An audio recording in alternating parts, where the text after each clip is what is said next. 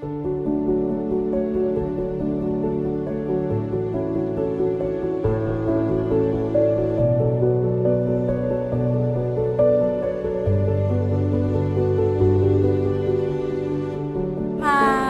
araw po sa lahat.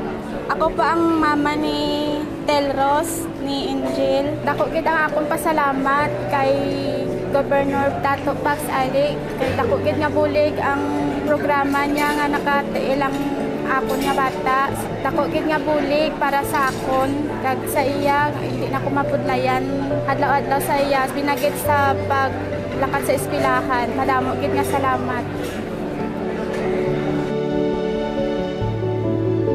Ako po si Maria Pinsucias, Bagumbayan po, Sultan Kudarat.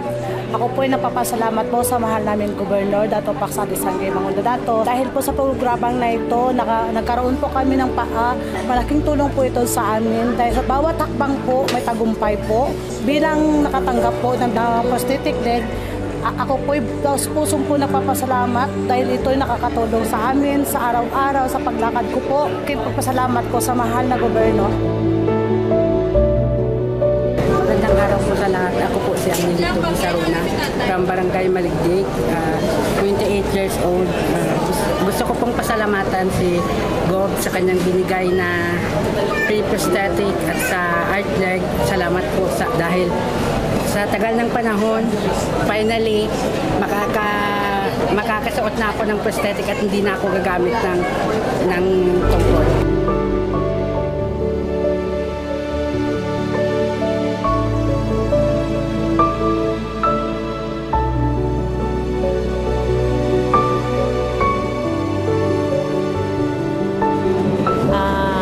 Si Teresita San Miguel.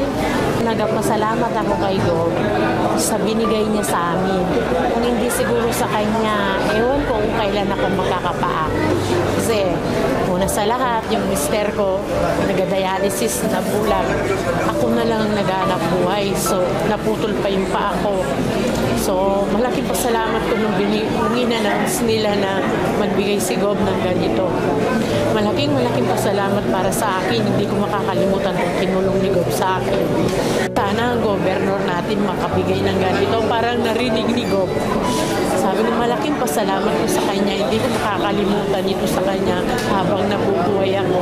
First of all, gusto kong pasalamat ang ating mahal na gobernador. Nagpapasalamat ako sa lahat-lahat na nagkaroon na ako ng paa. Thank you, Lord. Thank you, thank you. At sa mga staff ng AL Binavista Enterprises na mga accommodating talaga sila. Pasalamat na ako kay Lord na magkaroon ng paa, na makalakad, na mamuhay ng normal, na makapunta-punta na kung saan-saan kung gusto namin magala. Madamo gid nga salamat. Thank you, Lord.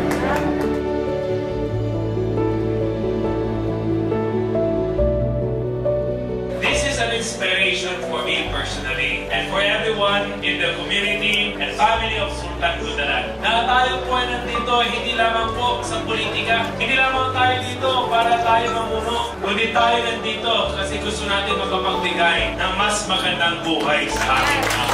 Love your neighbor as you love yourself.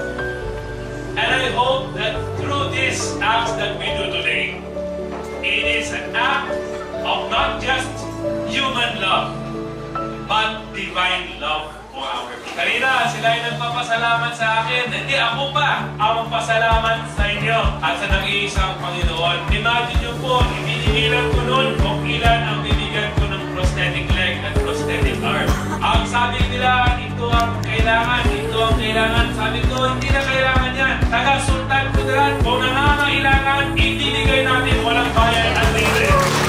Sasabihin ko pa, dahil ito hindi ng politiko. Nawa natin ito dahil tayo ay mga nilikha ng Panginoon na dapat natin gawin ang lahat-lahat na mabuti pa. Kung meron kayong kilala na nangangailangan, hindi na namin tanongin kung sino siya, bibigyan namin. Kahit hindi taga Sultan Kudarat, libre sila rin. We want to inspire, we want to serve, and we want to touch the lives of our people.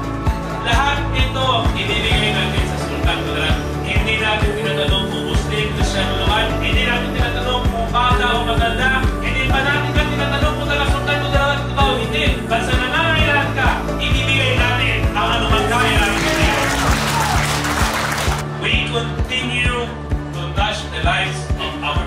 It is not because we were elected. It is not because I am governor. It is not because we have the resources. But it is because of our humanity na gusto natin makatulong sa kapwa. And this is what we do. Pasalamat ako kay Mga Analin, Buenavista, for making this possible. Na nakita kami last year, sabi ko, lahat ng pwede din ibigay, kukunin ko na lahat para sa Sultan Kudarat. Thank you, ma'am, for all of the support. At sa lahat po, ang kanyang mga kasamahan will help us make this possible. And I am very happy that we are part in this right. Ano man ang darating, tayo ay patuloy na lumalaban. Ano man ang problema, hindi tayo susuko. At kahit ano man ang mangyari, alam natin may bukas na mas maganda para sa atin. Patuloy lamang po tayo dito